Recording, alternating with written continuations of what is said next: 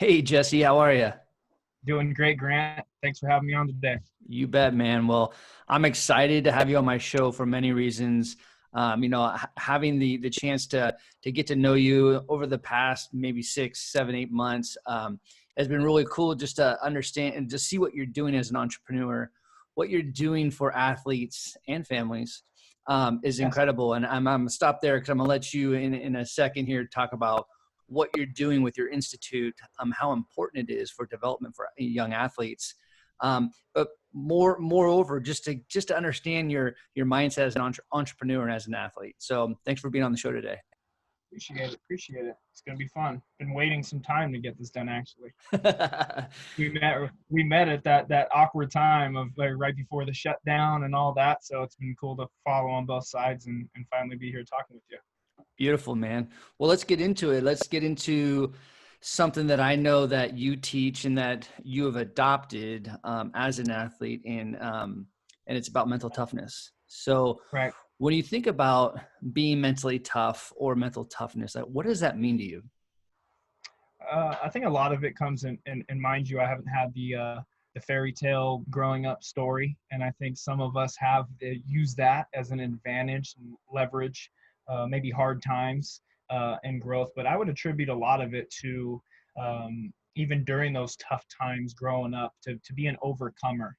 When you get to a point in being what now I refer to as proactive and learning. I didn't know that terminology obviously when I was Right. 17 years old, you know what I mean? Trying to Right. make ends meet, kind of out there on your own. I'm being able to take no for an answer, but I would attribute a lot of it in being in winning environments.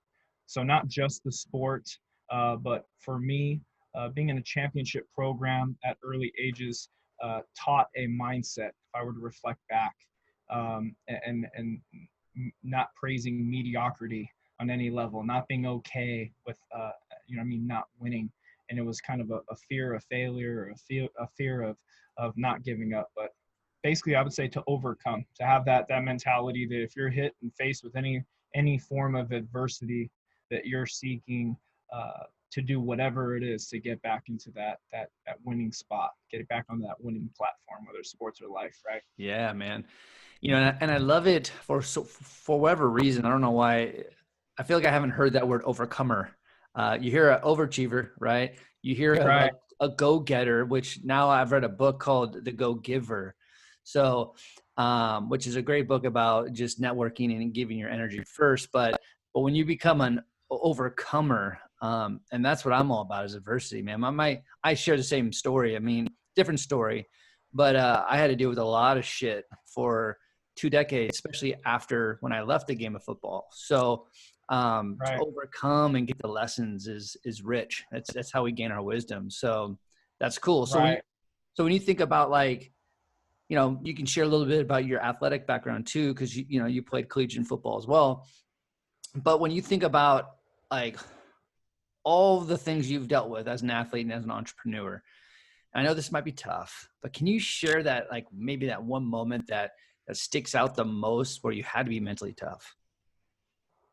Wow, we're digging deep here. Yeah. Uh, 2013 vividly is a transition of hanging up the cleats and transitioning into life, and needing to be okay with the fact that my 5'10" frame defensive end wasn't the first round first pick. Right, it was a franchise mode video game that I've been playing since I was a young boy. Um, Coming out of ball, it's tough. I think it's tough for a lot of these young athletes, but I'll speak on myself. When you lose that identity for a second, of kind of who you are, and going into I would say like a deep depression, to express some humility here. 3 4 months of, dang, I didn't make it, or what's my next step? I had this huge idea of wanting to be into performance and be the biggest strength and conditioning coach. And why isn't this happening as fast as I planned? Um, Finding purpose Yeah. was the biggest change in my life, and being okay and understanding that maybe I'm here to be an instrument and to help others that have that big audacious goal, and how I can help them bridge the gap and not be in a place of confusion, depression, lost identity. So I vividly remember that back to 2013 when I made the leap to fully dive into being an entrepreneur, transitioning from college athlete to full-time entrepreneur, and became obsessed with personal development, leadership, found that aha in sports psychology as a resource. I was fully absorbing what they were trying to teach me at the University of Sioux Falls and how important it was. And just committing and going all in, making that decision to take action on that new chapter. So I would say that was it when I co-founded my first company at 24 years old, 25 years old. Wow. Wow. Yeah. Well, when you think about that mindset, I can only imagine the mindset that you've developed as an athlete. How different, or is it similar, the mindset from when you were an athlete, now that you're an entrepreneur? Is it different, or is it very similar? I think it's a shift in paradigm, but it's identical. Mm. It's funny, we were last night talking about this exactly at the dinner table. We're talking about mental fortitude Yeah. and how many student athletes are so gifted beyond what they even understand, but they're making that choice to put all their eggs in one basket, let's say for sport, right? I'm going pro, I'm going D1, I'm going whatever that mindset is with the kids and whatnot. Right. Now, I remember we had those too, Oh right? yeah, for sure.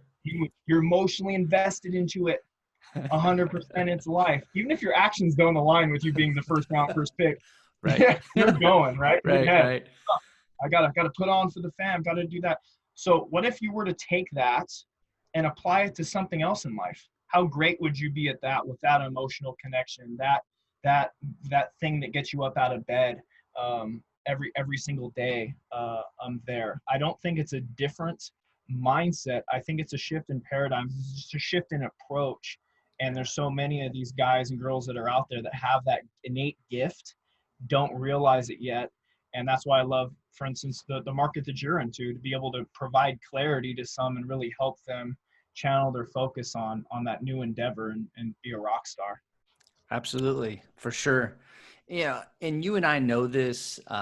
We know sports in general, but the game of football, because you and I played so many years of that sport. There were so many things that we got from that sport. So many great lessons. It's built our And character in so many ways, right? So, but if you were gonna pick like one thing, or it could be more, that you took from the game of football that allowed you to be a solid entrepreneur or a leader, like what are some of the things, or the thing that you took from football that's allowed you to do what you do now after sports? beautiful. I think there's a great question.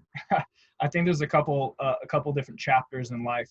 I was blessed with the opportunity to play under a Norco high school program, Norco high football, back at a time where it was peaking. Every year, freshman through senior year, I was in CIF championship, and I got to play for great coaches like Gary Campbell. Specifically, Todd Gearhart was a life changer for me. I didn't realize it then, as he was on me. He was on us, right? Yeah. And that approach, I realized afterwards, what you were to take it in two ways: you curl up in a ball, or prove someone wrong, right? And I don't know then if it was the challenge, if that was the point, but that's what it got out of me, and it's something that I took even into my collegiate career.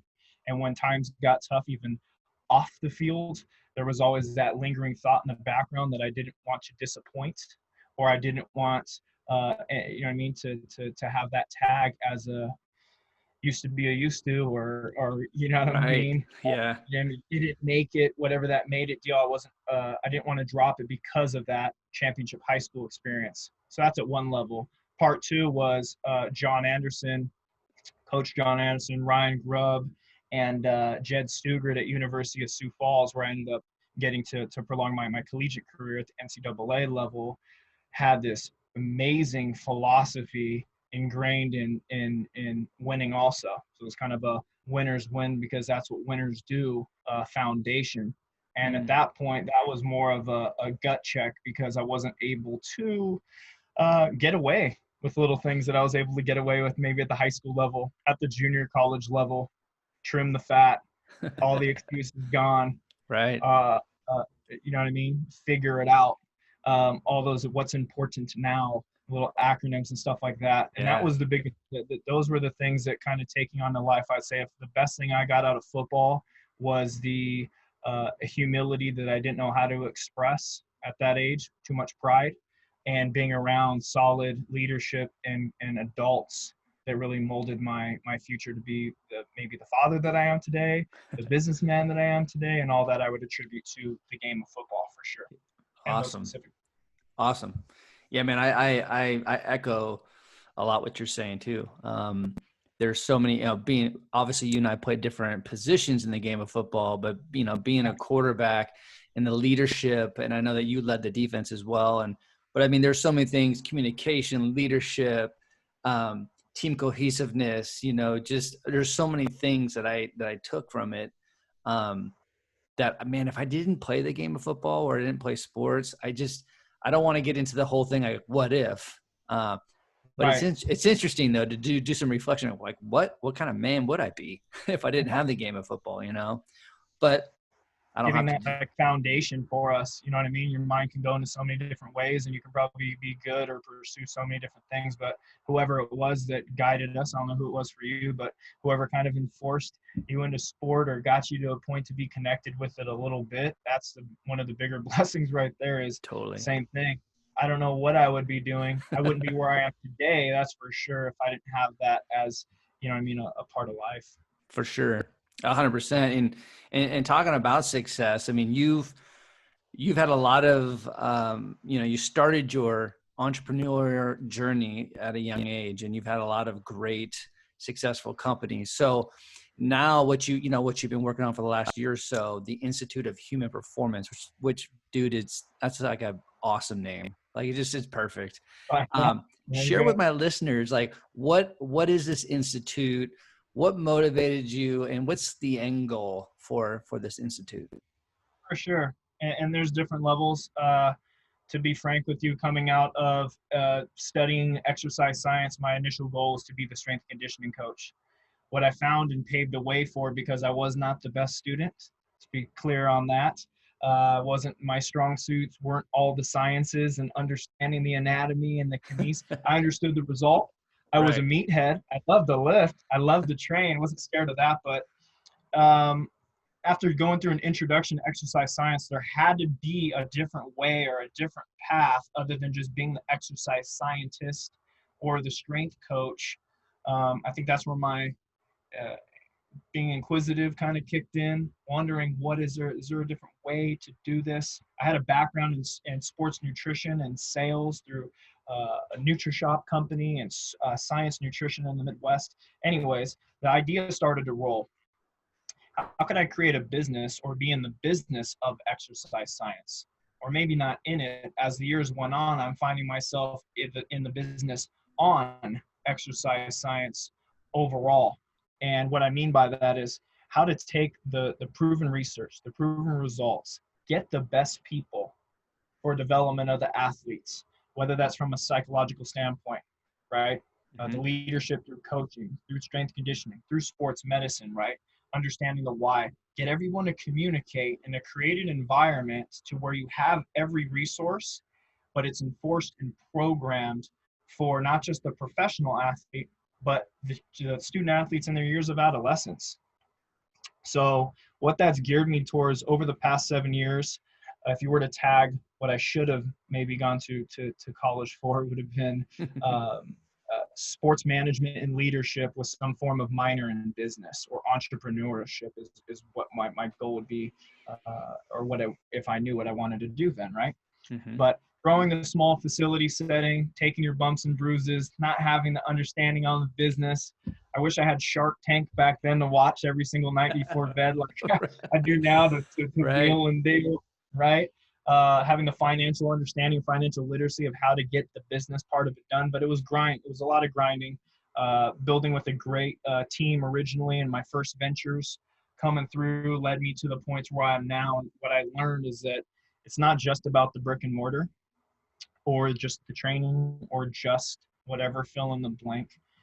It's the people. It's the processes, it's the technology, what's your system like, what is the foundation? And the Institute of Human Performance is a human performance company, yes, but we're more of a systems management group, and we can plug in our system into a mom and pop shop, into a corporate company, into corporate wellness, training facilities, sports complexes, and on. And the joy comes of seeing the operations work efficient as the resources that are there for the athlete and helping them promote a better life today to succeed to their end goal. So what's our end goal? Our end goal is to continuously grow. Going into this year, we will have a couple of our own human performance centers. Our goal isn't to franchise all across America, but more so of helping the mom and pop shop or helping the other small business owner develop their resources and us to be a support to them. So yeah, we become a systems partner and hey, come check out our facility. This is what we do in performance, wellness, and education. Does it all make sense to you? Or maybe you already have one of these three things and you're just interested in wellness. Here's our wellness connection. Let's get this part of your facility developed. Or they already have a 5-star baseball center and they have trainers and they have the recovery. It's not all coming together and they're really interested in doing these modernized sports academies. Hey, Jess, hey, Institute, can you help us develop an educational resource for our facility? Yes. And it becomes a one-stop shop at that point. So Got it. Yeah, to help others succeed. I know it's kind of a lot of information that's all over.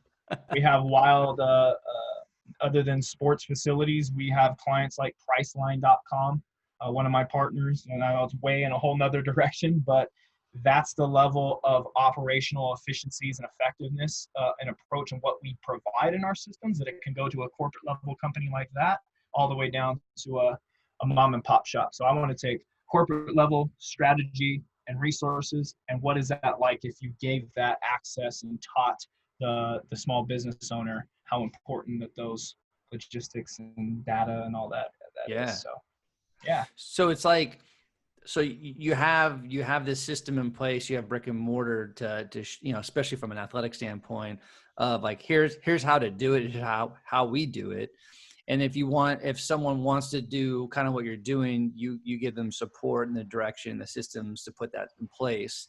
Or there's someone that's kind of doing what you're doing, but maybe there's some inefficiencies or there's some things that they're missing. You can plug in and support them.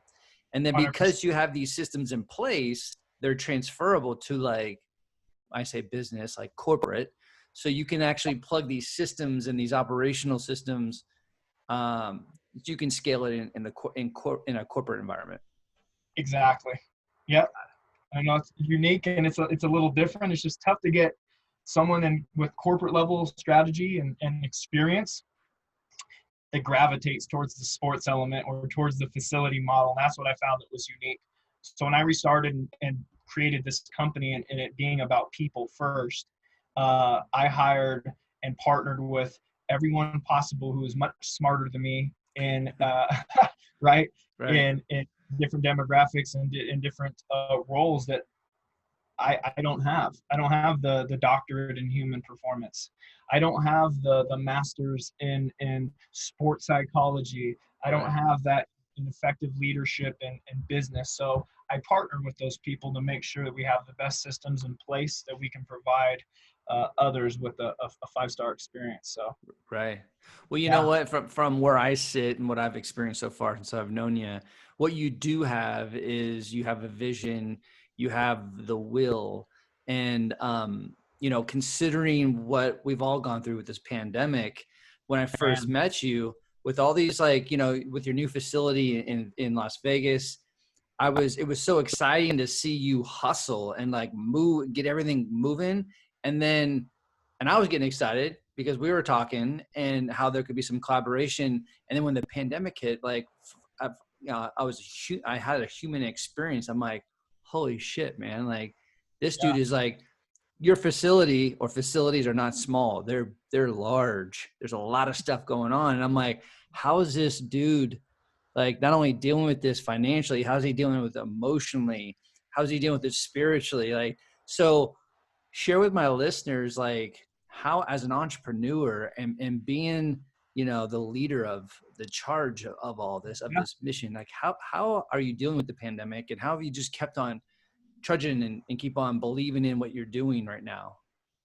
Yeah, it comes back down to two things: a word that we used earlier, and being proactive, and proactive leadership, right? Always being to provide solution, and this is probably the biggest growth and learning that I've had in developing personally as a human being over this year, because it hasn't been easy obstacles that have been placed in front of us. Yeah. But at the same token, it's not impossible still to grow. So what we did, and what I did in leading my group, is I wanted to focus on all the other things and some of the intangibles that made our spot what it is to become. So coming across a couple, yeah, we're in the middle of building a facility. 2 days after I get the keys, you have a national shutdown, a global shutdown, Right. right? Oh my gosh, what are we going to do? I'm not going to show that fear amongst my people. And I said, hey, guess what? This is a great time to make one pivot to start off with. We're not a brick and mortar anymore. We're a click and mortar. And we need to figure out what we can do if this is what if the world's stuck on this platform. We need to provide services through automation, virtual, Yeah. digital. We're going to develop that branch right now, just in case this happens ever again. Our clientele and our base can shift onto this digital platform to receive their resources. That's part one with the click and mortar. It was always a part of the plan, actually, believe it or not. It kind of forced us in there too. We're going to focus on developing our people. Let's get our programs in place. What are our systems? What the people do we need to have that we can start developing the human being, so that when things do open back up, I can duplicate strength and conditioning coaches at a faster pace. On the sports medicine side, the therapists at a faster pace, the performance specialists at a faster pace, people understanding education. So some things were about a shift. And to be real with you, some things benefited us. I've been always huge on advocating for distance learning and distance education. Mm-hmm. Anyone who sat in a presentation with me, maybe thousands of families over the past 5-6 years that we've been doing this and talking about online learning.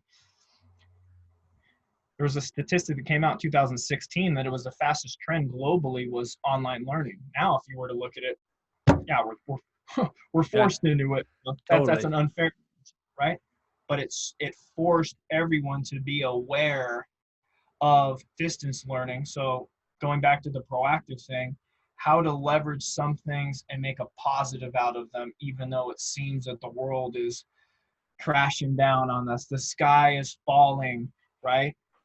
There's so many things that have gone on in our life that I feel that have been even harder for us than just the pandemic. But yes, to be a leadership is staying fresh, not getting too caught up on what goes on the media platforms, on the TV and all of that. I don't have 10 seconds of my day to get Right. emotionally invested into something that's toxic, because it's not about me. It's about others, and it's about my people. And if they see me tripping on Right. stuff like that, and we're not going in the right direction. So I don't know if that was the answer that you were looking for, but it was to make sure that we stayed focused on the end goal. Here's the obstacle. Here's the adversity. How do I embrace it? I'm not going to fight it. How do I embrace it and make my pivot and lead my group? And we became stronger with our people systems, and we're so prepared right now for this year. And a lot of it had to do with just that one pivot of being proactive. That's awesome. I think with what's going on with the pandemic, there's so much fear-based thinking. Um, I don't really subscribe to news. I mean, there's some times where I don't have a choice. It's like it's pushed in front of my face, so I'll watch a little bit of it. But because I'm in the business of positivity and understanding how to stay focused, and when you get out of focus, how do you get back into focus? I'm being very mindful of not plugging into that fear-based thinking, and I think that's really Right. cool that being proactive and focusing on the next thing, which keeps us focused on the things that we can control. I think it's great. And so when you think about so far what you've been dealing with, like as an entrepreneur, as the leader of this company, what has been the hardest thing that you've had to deal with, and what's been the most rewarding thing that you've experienced so far pushing this institute moving forward? Fear of others, right out of the gates, you nailed it. Fear of others. This has caused so many people to be in this new level of fear, right? Right. That you haven't experienced before. It's not about fear of failure anymore. It's not you're hyper aware. Someone, hey, is this good for me? Should you be training at this age? Like those little things, those are easy humps to get over. Right. When you're terrified to step outside, when you are really thinking that school will never be the same, training, my kid, will they ever get to go to a facility? Are they ever going to get to play sports again? Those factors that weigh in, some of them are out of your grasp. The tough part where I had to develop is, how do I lead, not my people, now how do I lead others, but being conscious enough to not offending them if they're brainwashed in one direction, right? And whether that's offensive to people or not, I don't care. Everything is brainwashed. You're brainwashed to be a winner, brainwashed to overcome, right? Totally. So not to add that negative word there, but how to approach from a level of hypersensitivity, stay my ground and foundation of this is what we believe in, and this is the result that we're trying to get after for little Johnny or little Susie here that's developing, without letting the conversation to drift into the what ifs and what are you doing for this, or what's your stance on. We're a health company. Right. We're all about wellness, and trust me, I'm leader, but there's some things you have control over and some things you don't, and the fear wrap around with what you don't have control over has been a huge obstacle. If I'm gonna speak from a entrepreneurial side, getting someone into a sales environment, right, to understand what's going on is very difficult during these times, and you're gonna offend some people. And my people hear me say this a lot. Some will, some won't. Right. So what? Someone's waiting. I don't have the time, right, to get too emotionally invested in someone that has this huge kickback. I don't want something at the center, or whatever the opposite of mental health. It could be anything. I go on to the next. Maybe it's for somebody else. Someone else is looking for the opportunity that's, understanding what's going on. So the struggle, enrolling people into programs, bringing awareness to something that's this beautiful opportunity. Meanwhile, you have a global pandemic going on and a ton of information that's going out worldwide that takes people's mind left and right. That's been the hard part. The good part is that it's made people sit down and scan all their options. Yep. So now it's distance learning's terrible. I had a bad experience, or blah, blah, blah, blah, blah. Sure, you might have had a bad experience with this person. Have you heard of this before?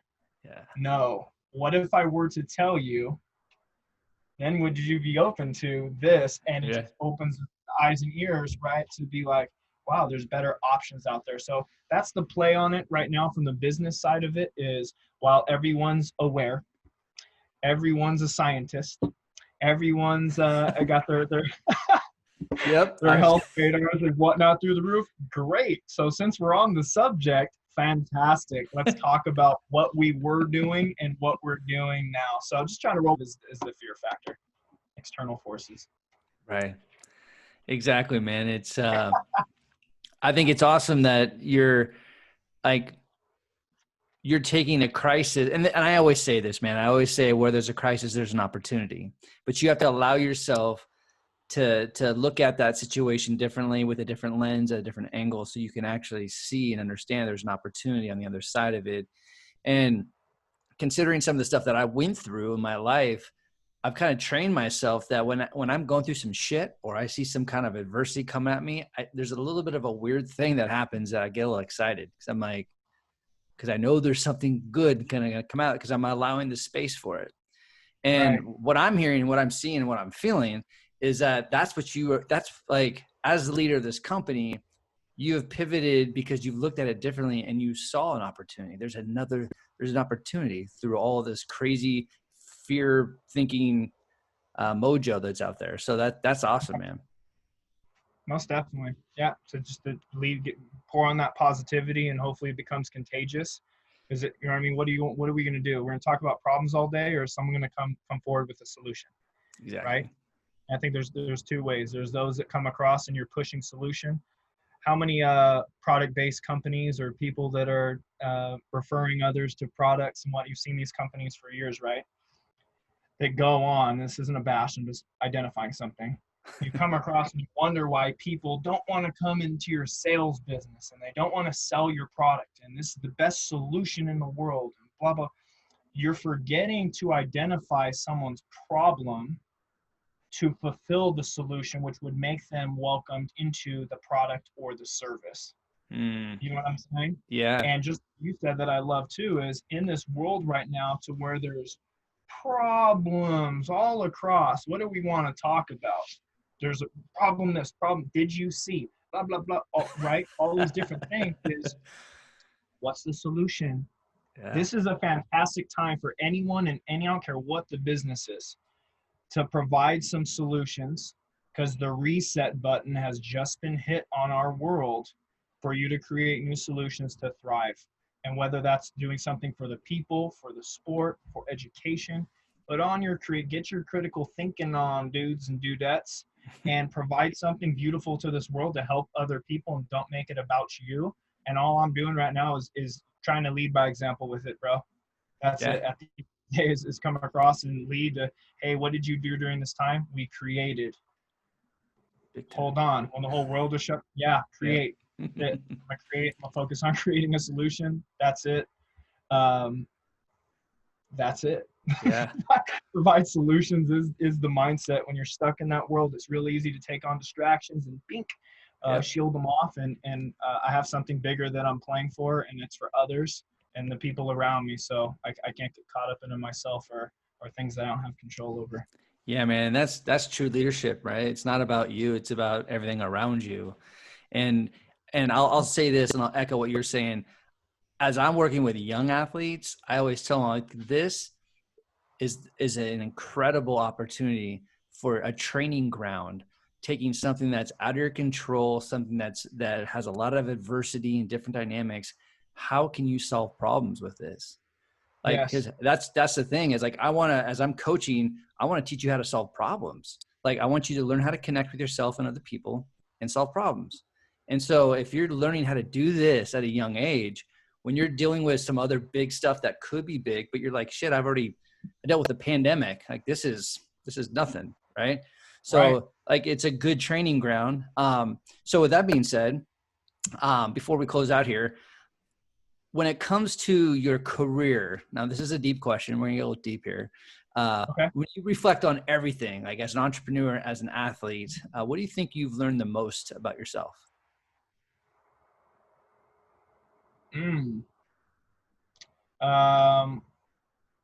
One thing I'd say, the immediate thing, is to never set a limitation or a cap on your potential growth. How many hard nights of your praying in bed or looking for clarity or why me, whatever it is. I think the one thing in identifying was when I understood that living a life of purpose and living a life of others for others, and regardless of what you do, and you become okay with that your path becomes very clear. Yeah. So, and I'm not saying that just from a religious standpoint or believer standpoint. I feel that, and with great leadership here with Coach Sean Manuel that I have with me building too, is there's some universal principles to life that could apply to all things. Yeah. And looking back and seeing successes and failures from myself and from others around me, a lot of it comes back to just having clarity. So if I can attribute, your question originally is attributed to where is the success attributed from? It's for sure not having a spoon-fed path, and that's not that people with the spoon-fed path can't make it too. I think there's a power in the mindset. That's why I really respect what you do over here on your end, is that how powerful your mindset is, for better or worse, literally to just have control and reflect, understand yourself a little bit. Don't be shy to seek help from other people. I remember a time where sport or the word psychology was like whoa, totally. You have a problem. Don't do that. Don't do that. You have an issue. You're going to therapist with your wife? Are you serious? You guys have problems. Yeah, we're growing. It's an opportunity for growth And when you stay open, reflect, and drop your pride, drop your ego a little bit to Totally. develop as a person, I'm going to attribute it towards being open to personal development. Good. I'd say right there was the life changer right there is being open to personal development and having a couple of great human beings hold my hand and align me to understanding what purpose is all about. Totally, man. I mean, it's, and I'll add a little bit what you're saying. I think, we all got baggage, man. We all got shit. I don't care if, even if you're making all the money and everything, it feels like it's all aligned. You still got something to deal with. And I personally think that everyone needs a therapist, either a coach, a therapist, man. Because we all need to grow, and we're all going to be faced with stuff. We always have different days, different weeks, months, years. So that's a great point. Now, how can my listeners, how can they connect with you on social? How can they learn more about the Institute of Human Performance? Awesome. So I got the longer handle would be instituteofhumanperformance.com. If you want to shorten that up, it would be theinstitutefacility.com. Would be the quickest way to get if you are looking at our services from an athletic or sports side. Mm-hmm. If you were interested more so on the business side, you would visit poweredbytheinstitute.com. That would be for the businesses, or personally for me, Jesse Halberstadt is the name. jessehalberstadt.com funnels you into all of our different sites, experiences, and things that we have going on that at least I'm leading or I'm a part of. You can find right there on my own site. Beautiful. Jesse, man, this is, I wish I could have you longer and probably have you back on the show, but man, thanks for your energy. Let's do it again. Yeah, for sure. Right on, man. Vice versa. I appreciate you. All right, man. Appreciate you.